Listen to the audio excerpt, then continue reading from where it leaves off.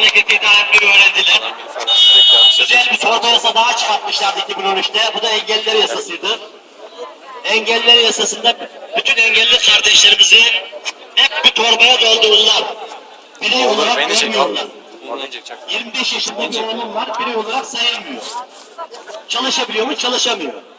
Bize bağlı ama fakat devlet bunu görmüyor. Sen diyor emeklisin diyor, senin paran diyor 250 liraya geçerse diyor böldüğümüz zaman kişi başına diyor bir şeyden yararlanamazsın. 570 liraya geçerse de diyor bakım parası alamazsın diyor.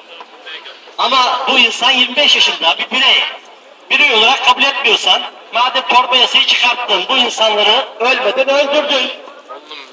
Sorun kalmasını istiyorsan dörtte üçünü hallettin zaten. Bir dörtte biri kaldı geriye. En güzelini yaparsın. Bu insanların nüfus kayıtlarını sildirelim. Yok sayalım, yaşamamış sayalım.